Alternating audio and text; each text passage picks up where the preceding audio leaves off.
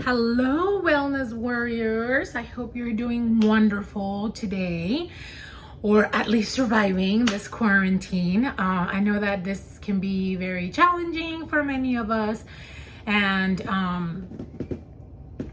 honestly, I think that as adults, most of us, hopefully, we can at least cope. We're adults, we know we have coping skills, we can emotionally regulate.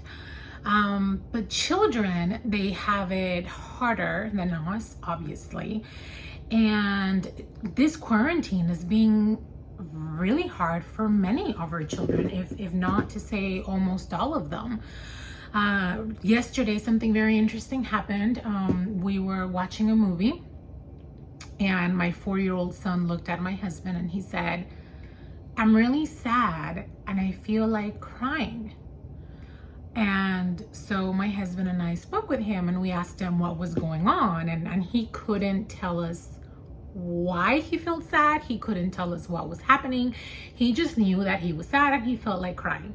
And which I think it's amazing he was able to express this. And this happened at night when my husband had gotten home. He got home super late yesterday, and it was about 8 o'clock when he got home. And Lucas and I had a rough day yesterday. It was exhausting, honestly. It was just not one of our best days. And he was he was acting out. He was having a rough day. Therefore, I was having a rough day. He would become upset super easily.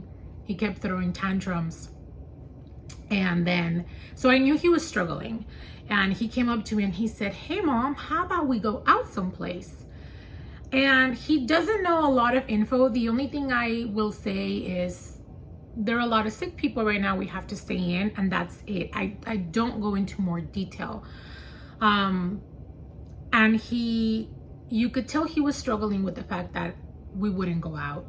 And so we took a walk, like we do every day. And then at night he said this, he voiced his feelings, but he didn't know what was happening.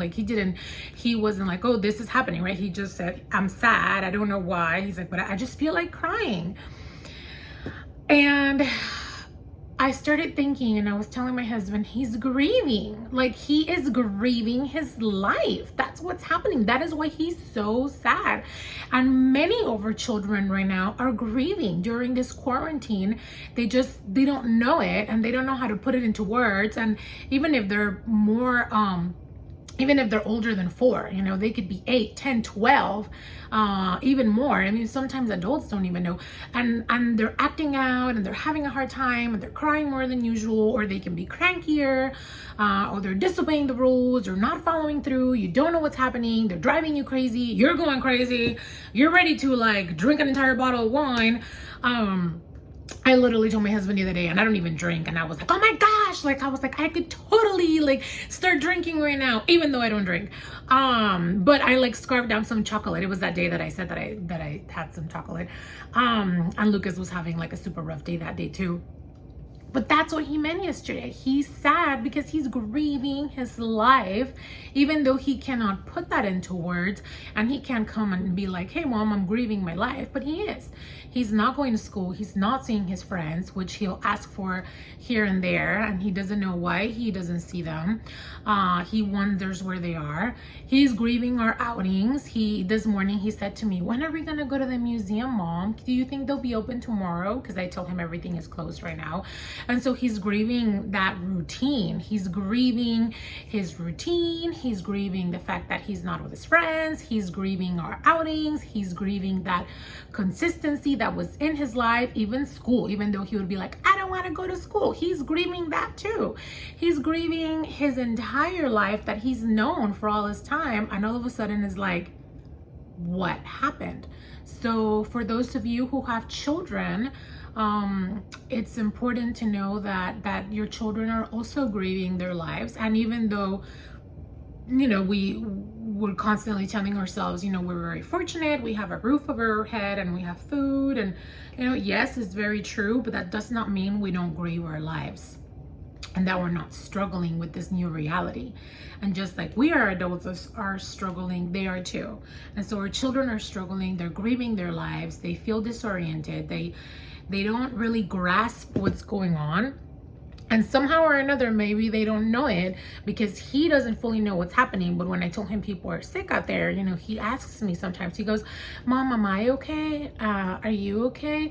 Are you sick? Are you gonna die? So he asks this questions, even though he has little information and I make it seem like everything is okay, he still knows something is up because children are smart and they perceive. And so this change in routine has definitely been something that affects them.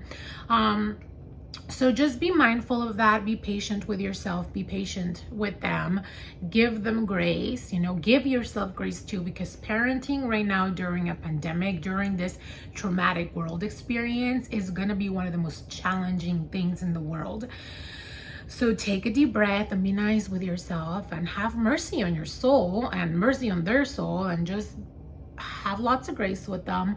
What I'm doing with him is I'm doing so much cuddling and hugging. We're watching movies with him as we're cuddling him. He's sleeping with us right now. We're just making sure he feels safe, because life as he knew it is just not happening right now. It's like it's ended. And so it's very different. His life is very different. And I'm sure that all children can relate to that right now. And it's not the same. And so there's this certain instability and this certain kind of like, okay, anguish of what is happening. So just any way you can reassure them, you know, just any way that you can be there for them and let them know that I mean, I don't even want to say that we can't let them know things are going to be okay because it's so uncertain, but that you're here for them and that they're not alone and that they can come to you and that you are there to comfort them. And 1 to 2 things that you can keep as a routine. And I know that that's super hard right now. Some of us struggle more than others. Like right now, I'm definitely struggling to keep a routine, but I do know that walking every evening is something that he has guaranteed, and he holds on to that, and it gives him that security. And also knowing that he is gonna sleep with us makes him feel safer. And so, you know, he has that. And just playing, we got him a lot of puzzles, so you know, we're doing that with him. It's important that just the kiddos know that they're constant, you know, it's their parents or their caregivers, that they will be there and that you have time for them, and just give them that little extra grace that they need. And certain things can be happening that you may not understand. Like all of a sudden he has had some accidents outside of the toilet, which is super weird because he doesn't have that, and we're like, what's going on? But it's part of this, it's part of everything that's going on and that uncertainty.